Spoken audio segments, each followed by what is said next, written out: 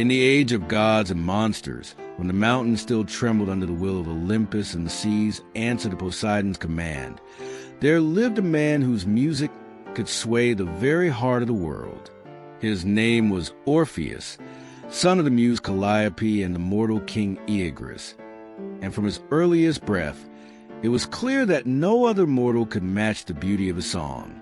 Orpheus' lyre, a gift from Apollo himself, wove melodies so pure and haunting that rivers would pause in their flow to listen. Trees would lean closer, and wild beasts would grow tame at the sound.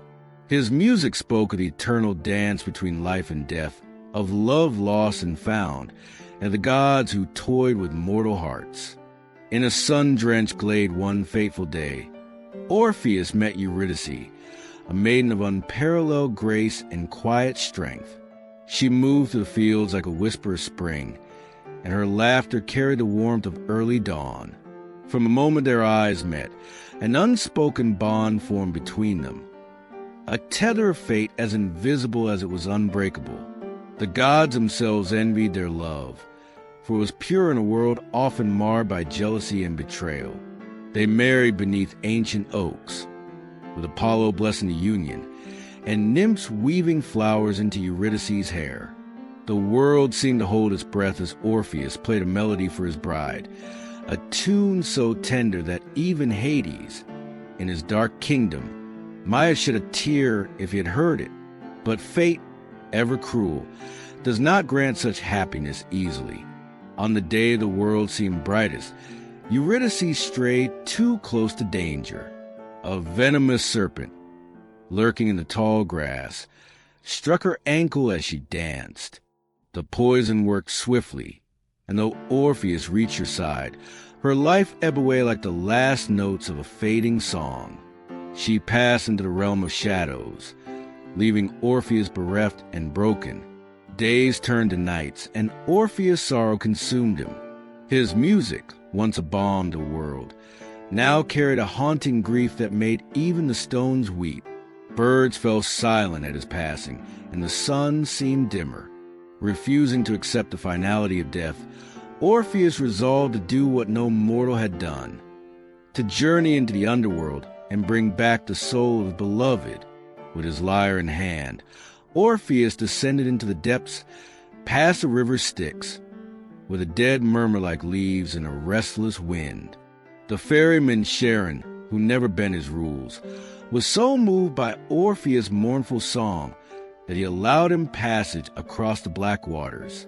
Before the gates of the underworld, Cerberus, the monstrous three-headed hound, barred his path.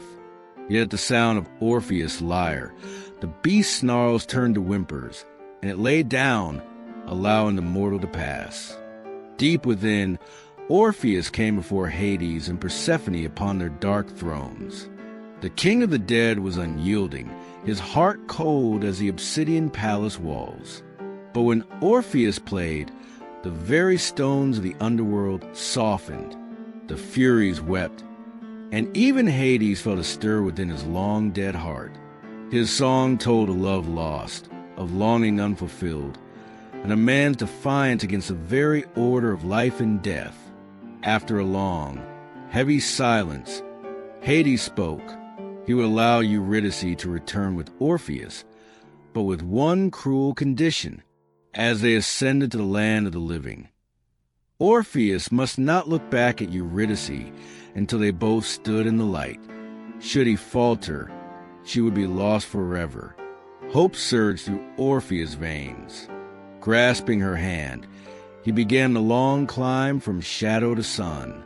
The path twisted and stretched endlessly, the air thick with sorrow and ancient dread.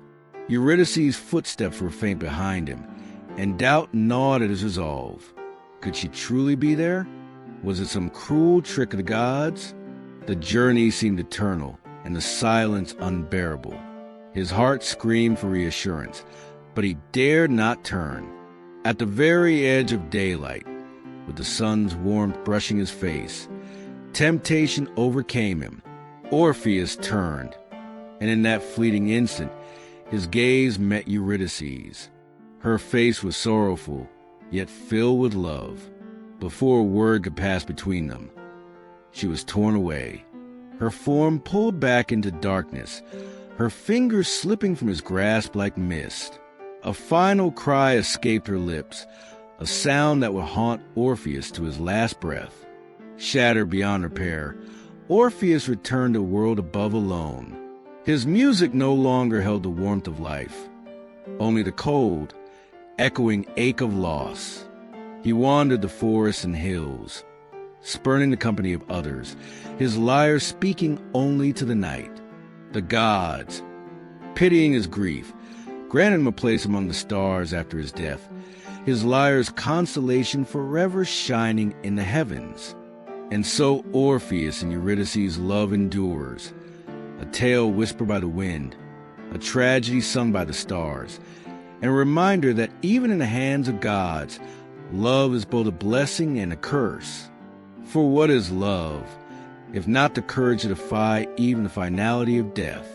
And so their story lives on, a melody without end, carried on by those who still believe in the power of love against the will of fate.